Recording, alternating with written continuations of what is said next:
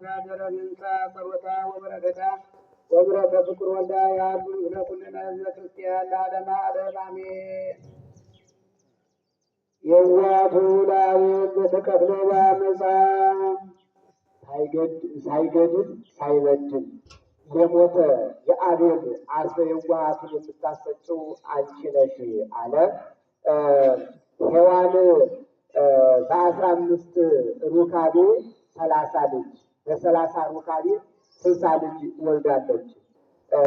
እኒህ ልጆች ለአካለ መጠን ሲደርሱ ወንዶቹ ለአቅመ አዳም ሴቶቹ ለአቅመ ሔዋን ሲደርሱ ናሁ ወዘው እሉ ደቂቅከ ልጆችህ አቅመ ሔዋን አቅመ አዳም አቅመ ሔዋን አካለ መጠን አደረሱ። አዳም ልጆች እንደምን ይሁኑ አለችው። እርሱም ዘመድ ከዘመድ አይጋባ የምትል ሕገ ኦሪት ተገልጻለት ለእህተ አቤል ያውስባ ቃየል ለእህተ ቃየል ያውስባ አቤል የአቤልን መንትያ ቃየል ያግባት የቃየልን መንትያ አቤል ያግባት አለ። የአቤል መንትያ አቅሌማ ትባላለች። ይህ ቅጥሽ የማትባል መልከ ጥፉ ናት።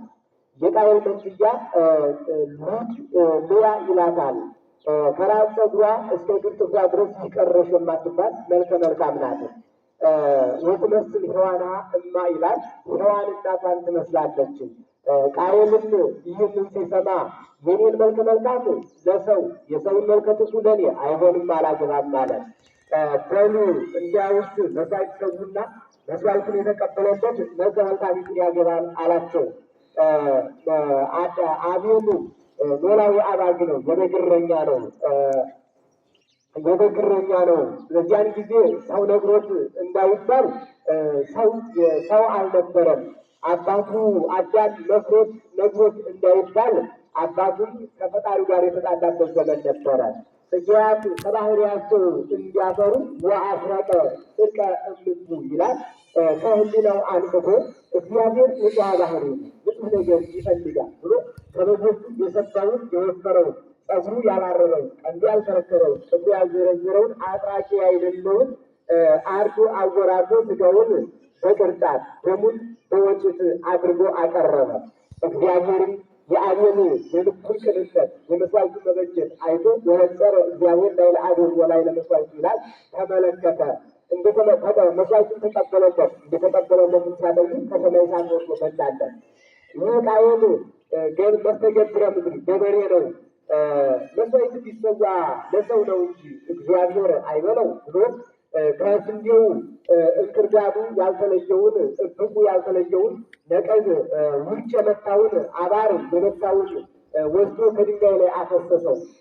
እግዚአብሔርም የነጸረ እግዚአብሔር ላይ ለቃየል ላይ ለመስዋዕቱ ይላል የልቡን ጠማምነት የመስዋዕቱን አለመበጀት አይቶ እግዚአብሔር መስዋዕቱን ሳይቀበልለት ቀረ። እንዳልተቀበለበትን ሲያጠይቅ አሞራ መጥቶ በሰለበት። በዚህም ጊዜ ቃየል አዘነ። ቃየል ሲያዝን ሰይጣን በሰው አምሳል መጥቶ አዛል ምን ያስለቅስበት? አንተ ጎልማሳ ምን ያስለቅስሃል? ምን ያሳዝንሃል? አለው። እኔ ያላለቅስ ማን ያልቅስ? እኔ ያላዝን ማን ይዘን አለ። የኔን እግዚአብሔር ቢያደላ በእኔ አባቴ ቢያደላ በእኔ አለው። ሁለቱንም አንተ ታገባቸዋለህ አለው። በዚያን ጊዜ ሁለት አጋንንት አንዱ በሰው አምሳል አንዱ በአሞራ አምሳል መጡና በሰው አምሳል የመጣው በአሞራ አምሳል የመጣውን ጋኔን በድንጋይ ሲመታው ሞቱ ብሎ ወደቀ። በዚያን ጊዜ እንዲህ አድርገህ ወንድምህን ብትመታው ትገድለው የለምን አለው። በዚያን ጊዜ ሞተ ትመውቱ ሞት ትሞታላችሁ ተብሏል እንጂ ሞት እንዴት እንደሚሞት አይታወቅም ነበርና ለቃየል አገዳደሉ ጨምቆት ከዚህ በኋላ ወንድሙ አቤልን ወንድሜ ና ወደ ዱር እንውጣ ብሎ ወደ ዱር ወስዶ እሸቱን እንቁቶውን በልተው አገደውን በልተው ውሃ እንጠጣ ብሎ ወደ ወንዙ ይዞት ወረደ። ከወንዙ ወርደው ቃየል መጀመሪያ ጠጣ። በኋላ አቤል ሊጠጣ ጎንበስ ሲል ታላቅ ድንጋይ አንስቶ ጭቅልቅ አደረገው። በዚያን ጊዜ ሞተ። አዳምም ልጁ ሲቀርበት ጊዜ ሊፈልግ ሲሄድ ነጠብጣብ ደም አገኘ። የደሙን ነጠብጣብ አይቶ ወልዲ አቤል መኑ ቀተለከ? ልጅ አቤል ማን ገደለህ አለው። እሆይ ቃየል ቀተለኒ ወንድሜ ቃየል ገደለኝ ብላለች ደሜቱ። ያን ጊዜ ኩምሩ ለወድንጉፀ አንተ የተረገምክ ሁን ብሎ ረገመው። እግዚአብሔርም ቃየልን ቃየል አይቶሃለሁ አቤል ልሁከ አቤል ወንድምህን ወዴት ጣልከው አለው። ቃየልም ወኑ አነ አቃቢሁ ለአቤል እኔ የአቤል ጠባቂ ነኝ አለ። ለእነ ኮንከ አቃቢሁ ለአቤል ለምን ትቀተልከው? ቃየል የአቤል ጠባቂ ካልሆንክ ለምን ገደልከው? ሁሉ ወደ ወዲህ ብሎ እግዚአብሔር ረግሞታል። ቃየልም ይህ እርግማን አድሮበት መላ ሕይወቱ እስከሚሞት ድረስ እንጨት በተሰበረ ወስዶ በረረ ቁጥር ሲደነግጥ ኑሯል። ዛሬም ሰው የገደለ ሰው እንጨት በተሰበረ ወስዶ በረረ ቁጥር እድሜ ልኩን ሲደነግጥ ይኖራልና አቤል ማለት የዛ በኖላዊ አራጊ በኩረት ፕላን ማለት ነው። የዛህ ዓለም ወንድሙ ቃየል እንዲገለው እንደተጣለው አውቆ ተከትሎ መሄዱ የዋህነት ነውና ኖላዊ አራጊ አለ የነግረኛ ነውና በኩረት ፕላን አለ ከእርሱ አስቀድሞ የሞተ የለምና ቃየል ማለት መስተገብረ ምድር በኩረ ቀታልያን ማለት ነው። ጥሪት ማለት ነው። ጥሪት አለው ልጅ ለእናት ለአባቱ ጥሪት እንደሆነ እሱም ለእናት ለአባቱ ጥሪት ሆኖ ተሰጥቷልና መስተገብረ ምድር አለው ገበሬ ነውና በኩረ ቀታልያን አለው ከእሱ አስቀድሞ ሰውን የገደለ የለምና ሩቱነሴ የሴት የምግባሩን ዋጋ የምታሰጪው አንቺ ነሽ አለ። የዚህ የሴት ምግባሩ ስራው ምንድን ነው ብሉ አልታወቀም። አንድም ታውቋል።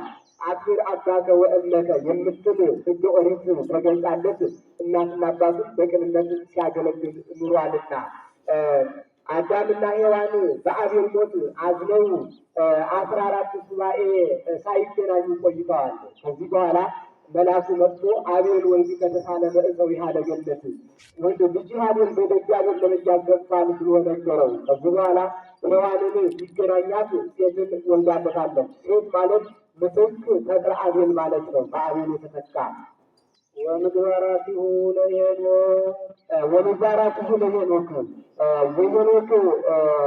የሄኖክ የምግባሩን ዋጋ የምታሰጪው አንቺ ነሽ አለ። ይህ ሄኖክ ሚስት አግብቶ ልጅ ወልዶ ቤት ሰርቶ ንብረት አፍርቶ ይኖር ነበረ። እግዚአብሔርን እንጂ ማገልገል ከሴት ርቀው ልጠብቀው ነው ብሎ ቤቱን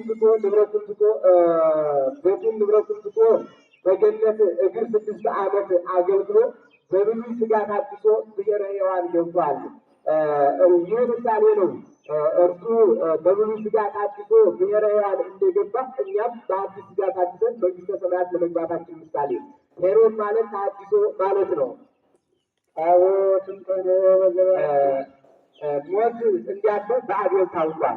ትንሣኤ እንዳለ በሄኖክ ታውቋል። በአቤል አስርቦሙ በሄኖክ አንጽሖሙ እንዴት አቦትንተኖ በዘባቲ ድህነ እምኩያይ በዘባቲ ድህነ እምኩያይ ኖህ ከማየ ስራዊ ከማየ ልንሳሴ የዳነባት